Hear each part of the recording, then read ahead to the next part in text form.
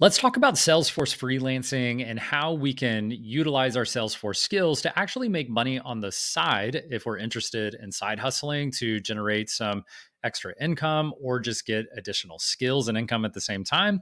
And freelancing can also be used to start your own independent consultancy.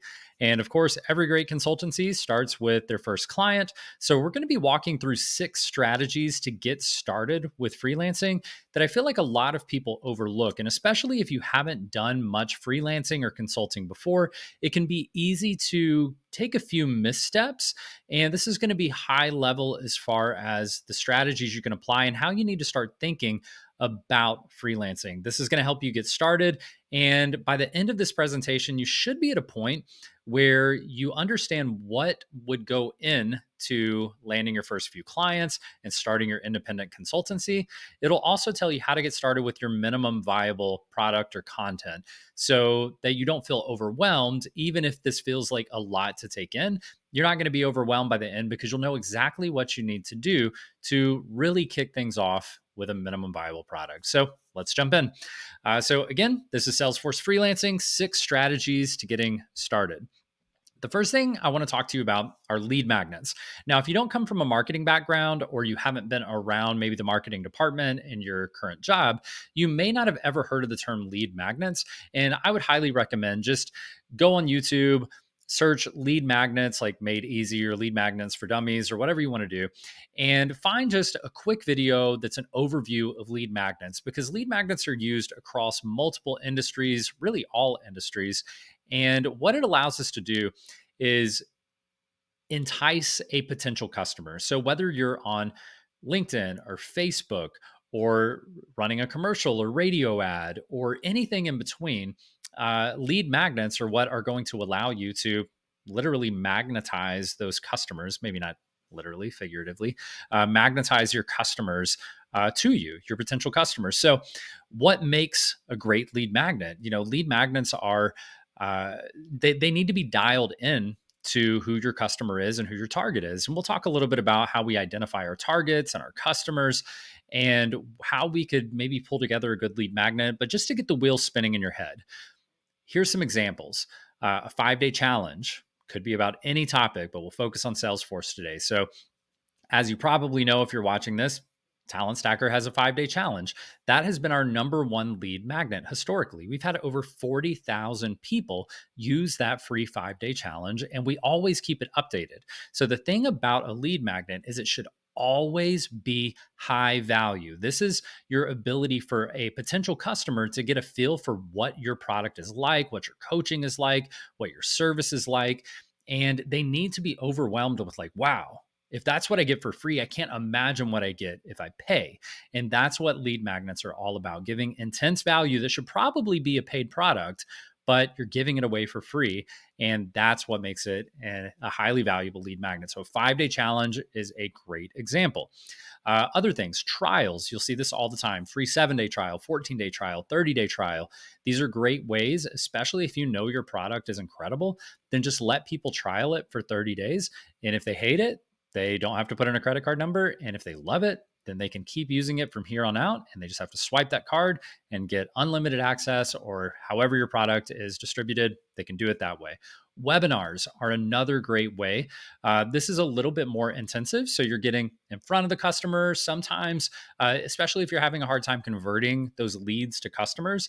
It can be a great opportunity for you to really come close, answer those questions, take questions live, really talk about the product. They can get a feel for how you speak. So, for instance, I could point you to this deck, right? And I could say, hey, here's a deck I made about 6 strategies to getting started freelancing. But my customers are really going to be pulled towards whatever it is: my vibe, my energy, the way I talk, the way I speak, the way I coach, how competent I sound on the topics that I'm talking about. And because this is a video, you're getting that ability to see how I talk, see how I come across, and decide if that's really a coach or a product or a service you want to move forward with. So, webinars give you that same ability that you're experiencing right now by watching this, except Imagine now that your potential customers can chat in the comments, they can ask questions, they can get clarifications. And now you can guide that presentation into exactly what they're needing in that moment. And that can create an instant connection. And a lot of times can get you sales that same day instead of like most lead magnets. You're probably going to want to nurture them, give them a free 5-day challenge, nurture them for a few weeks or even a few months, and then hopefully get the sell. Where in a webinar, a lot of times you can get a sell that same day on that webinar. PDF guides and workbooks, again, these are really common. If you go to talentstacker.com and go to our free resources tab, you will see a list of PDF guides. And again, the whole point is for these to be incredibly valuable to the point where somebody goes, wow, like for us, we're trying to help people land entry level Salesforce jobs. We've been really successful with that. So when we provide these PDF guides like LinkedIn optimization guides, interview readiness guides, associate certification guides, just anything you could need. We want the outcome to be that sometimes people land jobs using our free resources because they're just that valuable. But for the people who don't, they know that the Talent Stacker program is going to be incredibly valuable. If they gave me this for free, imagine what I'm going to get when I pay. And then they pay and then they land jobs. So it goes hand in hand. And there are a lot of different ways to do lead magnets. This is just an example. Free estimates, consultations. This is very common in the service industry. If you're going to sell them, 50, 100 hours of product, like your hours in consulting, well, now you can give them free estimates and consultations. They can get to know you. You can get to know them. And that can give you a better opportunity to evaluate, get your statements of work together, figure out what your quotes are going to be, those kind of things. So the funny thing is, especially in Salesforce consulting or freelancing, a free estimate or consultation, you're going to have to do that anyway in the sales process. So it's really the perception of free because it's a step in the process you're going to have to do for free. They're not going to pay you. Well, sometimes they will if you have an amazing track record, maybe a specific niche, but most of the time, that sales consultation, that discovery is going to be free anyway. So this is kind of like a lead magnet you can get away with. So just putting that on there. I know, for example, Jordan Nelson, if you go to simple-salesforce.com, that's his consultancy. And I know that he has a free way to go ahead and book him for an introductory call. And that's a great example of this type of lead magnet. The other thing, especially if you're in course sales, would be giving the first 3 out of 10 steps away or the first 3 out of 10 lessons away. That could, of course, be 100 lessons or 5 lessons up front for 50 lessons total.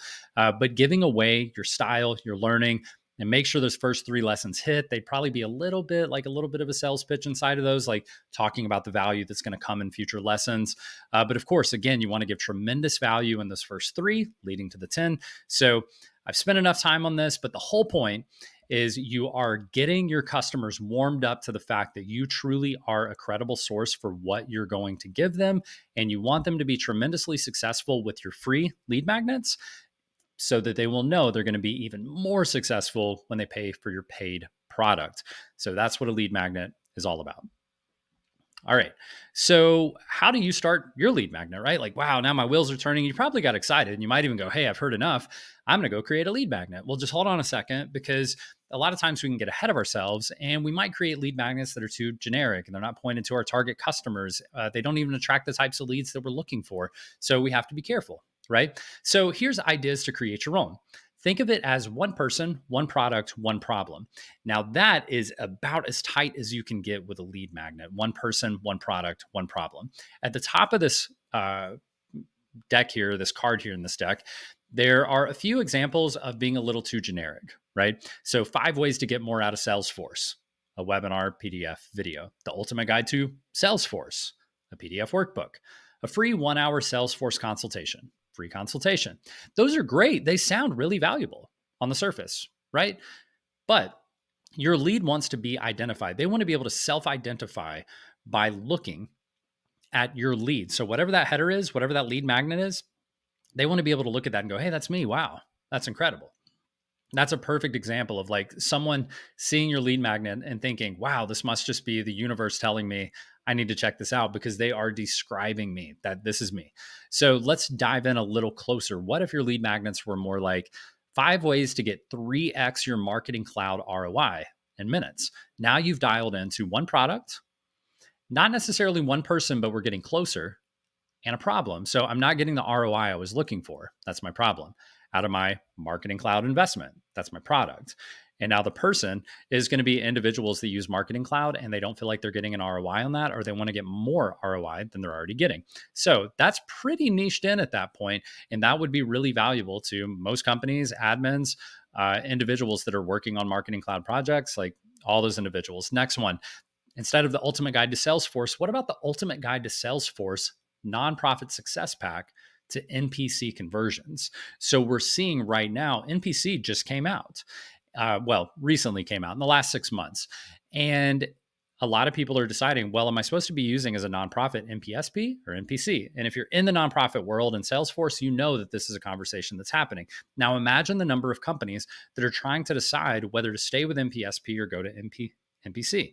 Well, if you're an expert in that area and you've got a little bit of experience with NPC and a lot of experience with NPSP, you're going to be a great candidate to come help them along. And this is a problem that they're trying to overcome, but they need to keep running their Salesforce org as they are today and don't really have the time to go study up on whether or not they should do this. Give it to them right there in that ultimate guide. And now they're going to trust you as the valid source. Now you can reach out to them and say, hey, I saw you downloaded the guide. I hope that gave you a lot of value. I'd be happy to just do the conversion for you if you're interested, or we can hang out on a quick, 30-minute call. I can talk you through the steps and make sure you're ready, and then talk to you about how much it would cost for someone like me to come in and do it for you. I think it'll be much more affordable than you're probably thinking. So let's have a quick call. Before you know it, you're landing clients specific to your niche. Now, again, that could be the ultimate guide to anything. Just try to dial it in a little closer to your niche. Next one, Salesforce AI has arrived. Get your org upgraded. Free 1 hour AI evaluation. So that's more like that consultation or estimate type situation. So AI is definitely an emerging product on the Salesforce scene, especially coming into 2024. And as we see new products become generally available, especially against different types of orgs instead of just Ultimate Edition or Unlimited Edition, you're going to start seeing more generally available AI products. So if you're an AI aware person, somebody who's getting the certification, somebody who's studying up on the most recent releases, this is going to be really easy, not easy, but much clearer path for you to dive in on AI and help companies that really haven't had any time to put into it realize the benefits of some of these features that are coming out and start feeling good about staying current in the AI technology space. Last one here, free AI evaluation quiz for Sales and Service Cloud. So now imagine you are, again, staying with AI, but instead giving them a way to maybe answer a few questions that might indicate whether or not they're using features that could be beneficial based on the AI features that are becoming available today.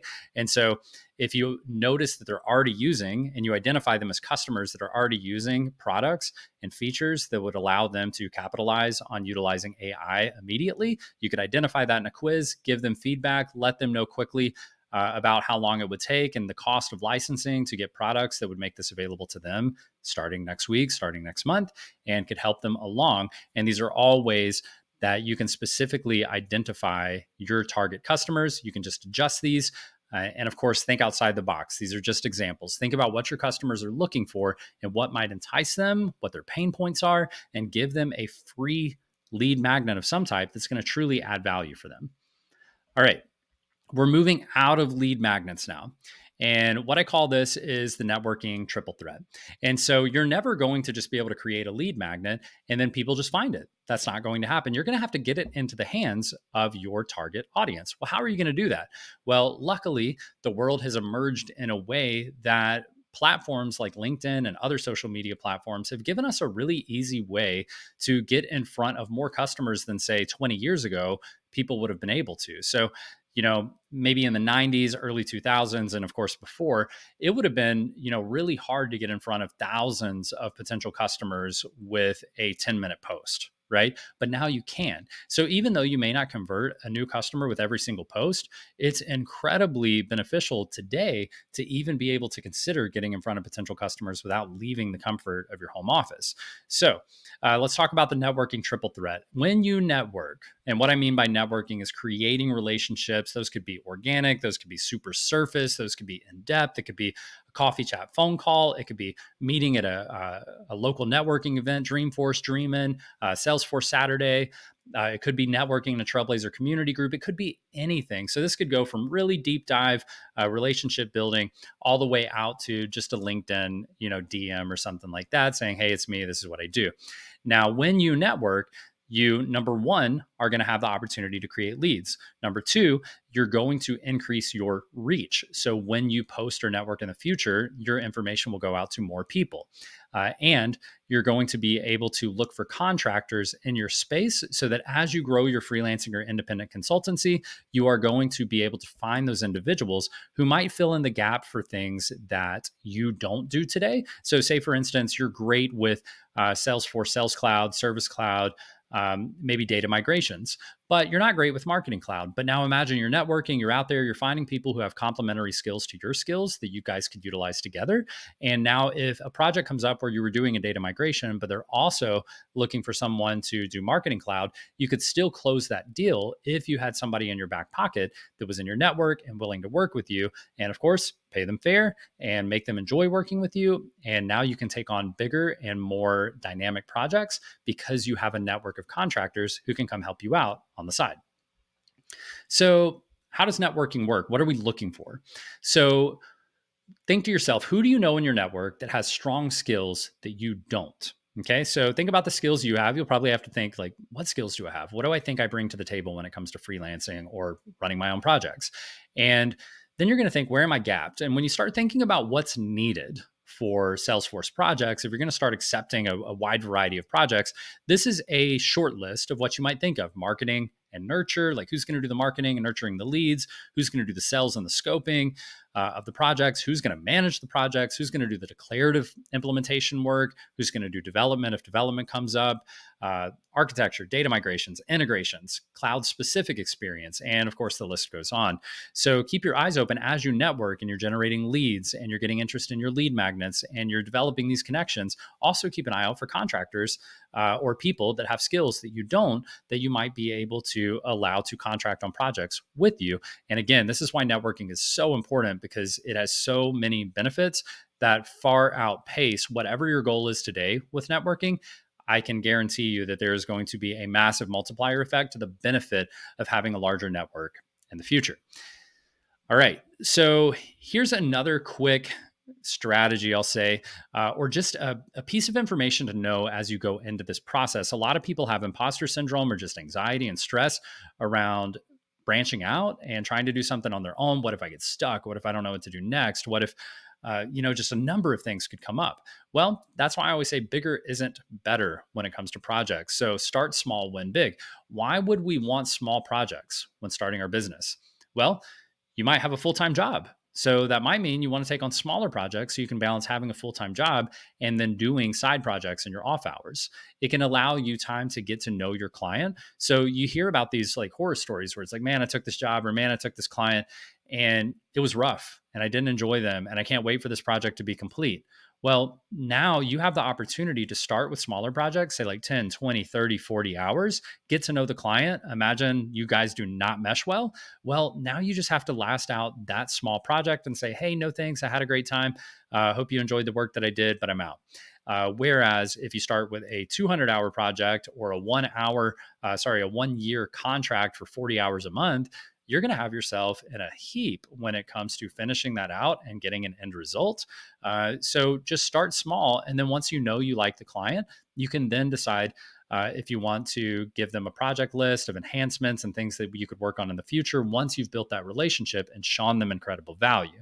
And I would say when you're early in these projects, especially small projects, try to grab that low hanging fruit that end users really enjoy. So feature requests. So things like out of the box features or apps and things like that that you could install that give them immediate value for a very small lift.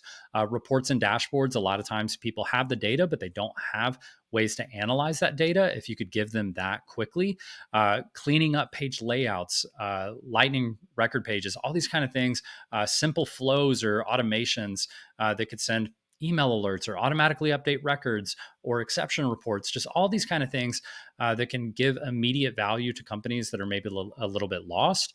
And if you can do those types of things and say like 10, 20, 30 hours, they get this idea like, imagine what I could do with my next 100 hours with your company. And this is the list of things I think we should go tackle next. And now you've made sure it's a client you actually want to work with. You've vetted that it's a good client, that you actually feel capable, that you're relationship building and you guys are meshing well. And now you can move on to the bigger onslaught of projects, and they're going to feel intense value from those first things that you did.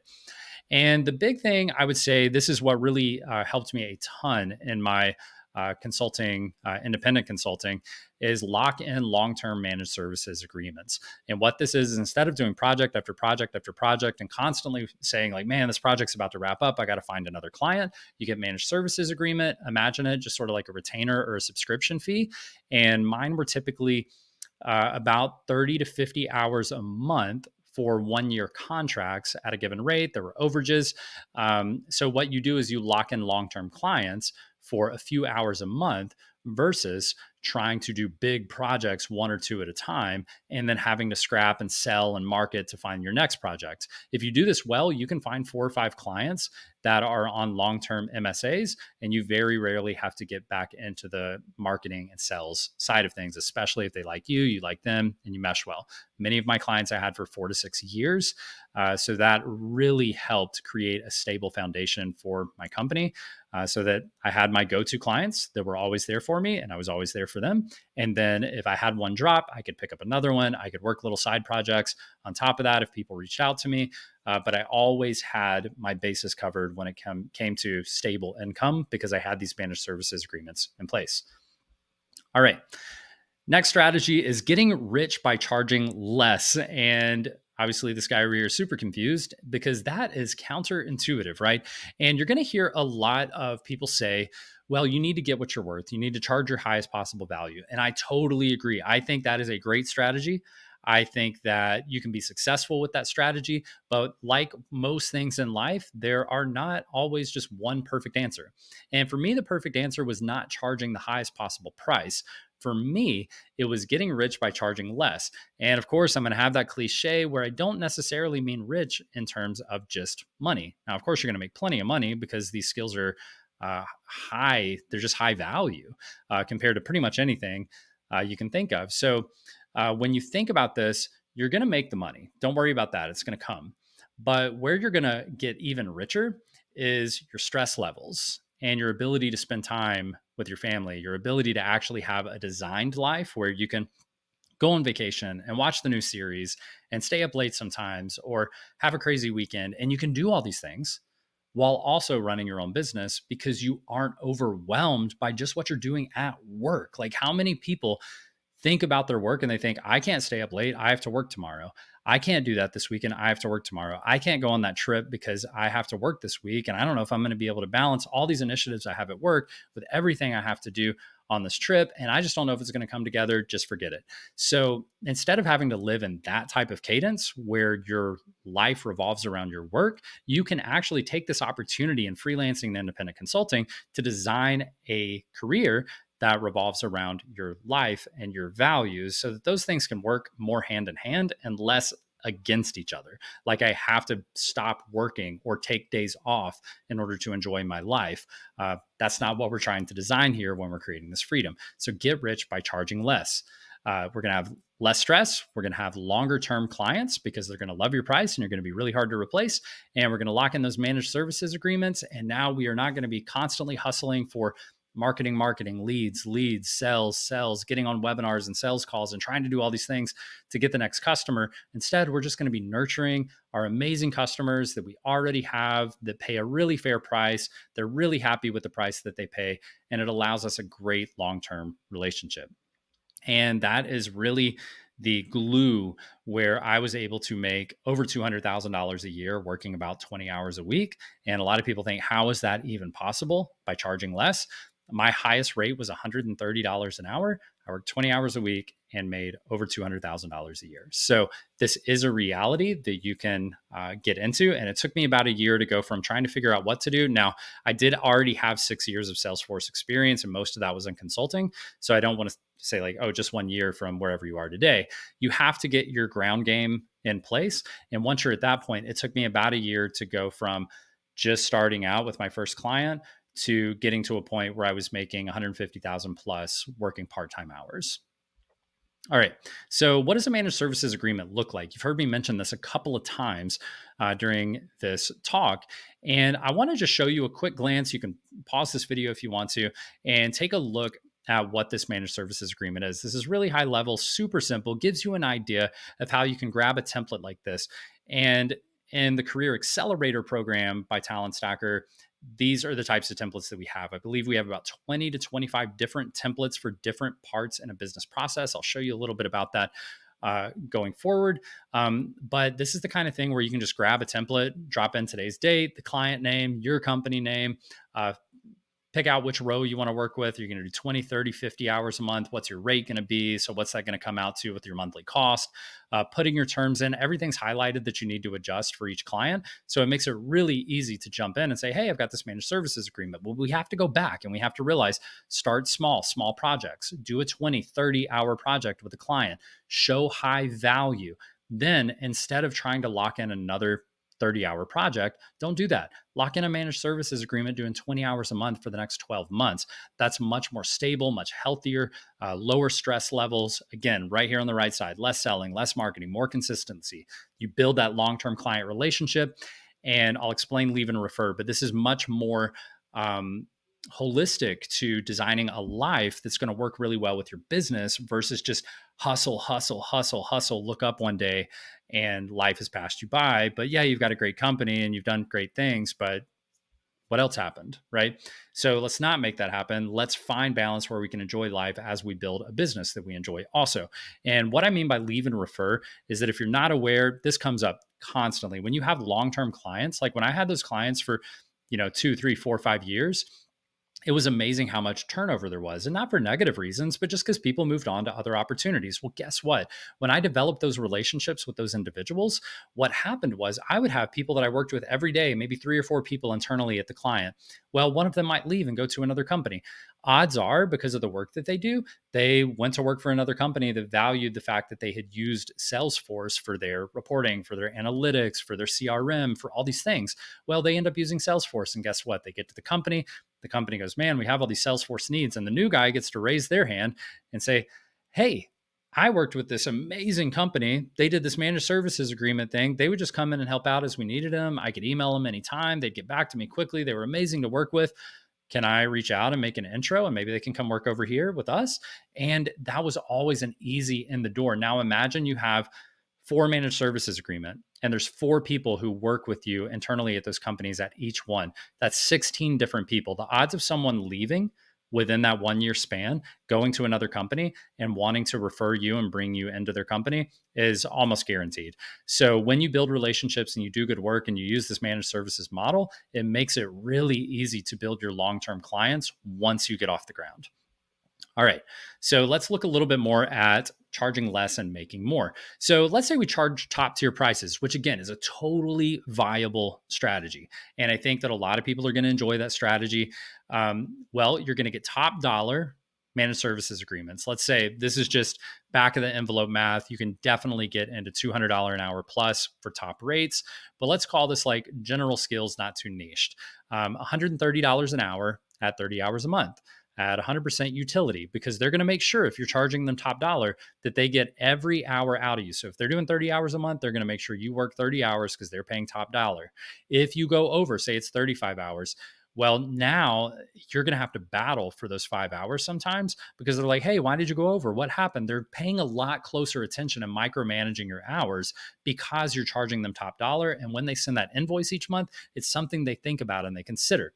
And they can do a one-to-one replace. And what I mean by this is that they can probably, if you're charging top dollar, find another person who would charge them the same rate. So if they don't like you or you don't mesh well with them or you rub them the wrong way or you take a vacation and they wish you hadn't or you didn't get back to them in time and all these kind of things, when you're charging top dollar, they expect top quality. So make sure you're ready to deliver top quality consistently or you can be replaced because they can find someone else at that rate.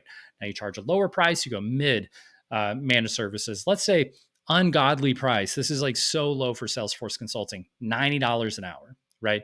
So between these two, over here at $130 an hour, I think you're making about $3,900 a month, if I'm not doing that wrong. So $3,900 compared to over here, you're making $2,700 a month.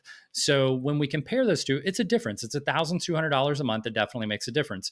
But what's cool is a lot of times you might come in under utility because you're a lower cost resource. They're not as focused on you getting all the way to 30. They might be cool with you billing 20, 25 hours. But the thing with managed services agreements is they have to pay you either way.